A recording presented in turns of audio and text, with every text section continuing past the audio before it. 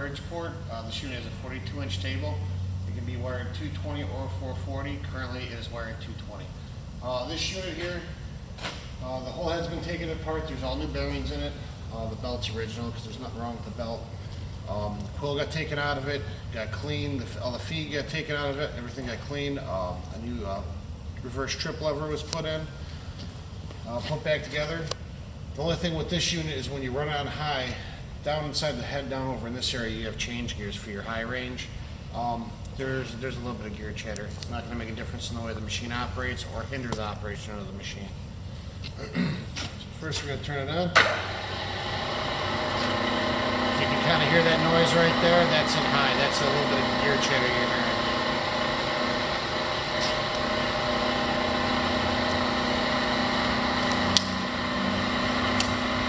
First we'll test the feed. As you can see, it's coming down.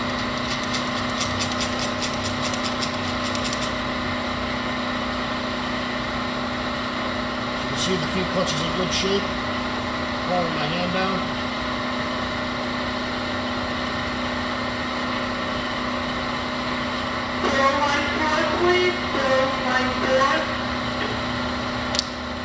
It's also knocks off an upstroke too.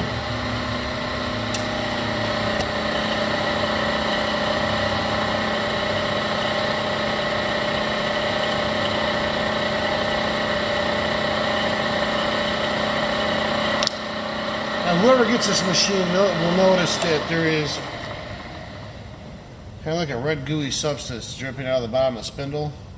This quill got new spindle bearings in it, and when you put them in, you have to pre-pack them with a little bit of grease so you don't set them up dry. So until the spindle oil flushes it out, you're going to just have a little bit of greasy oil coming out of the quill. Now we're going to switch ranges over to low. You come over here and you switch your lever from out to in. Just put your shifter lever up. You always sit and you wiggle it to make sure that you are engaged in the proper range. As you can hear in this range, you don't hear any of that noise at all. It's just gear chatter for the high range.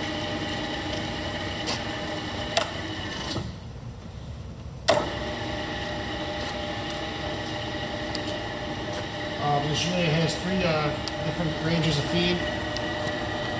So as you can see, you have high, slow, medium.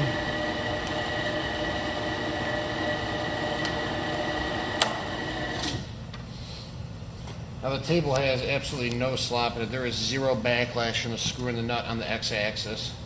It goes from end to end with ease. There is no binding or tight spots.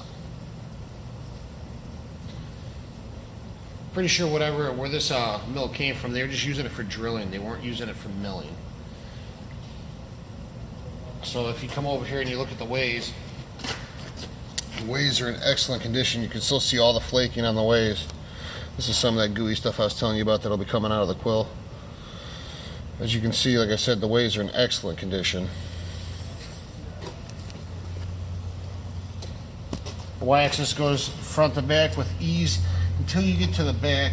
The ways aren't worn. What it is the back end of the screw is worn. I'm sorry, the front half of the screw is worn, so when you get back to the back half of the screw where it wasn't used a lot, the screw is bigger. So when you go to put it through the nut, it gets a little tight.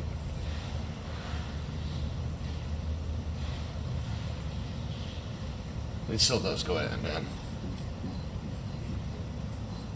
Hand's all greasy.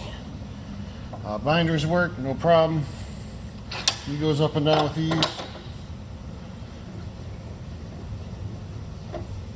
Now this machine is older. This machine does not have a lubrication system. It still takes grease. As you can see, there's grease fittings on the table. Over here on the knee on the side, there's one on each side so you can grease your ways. This unit does come with a work light, as you can see here. This is our 1 horsepower Bridgeport.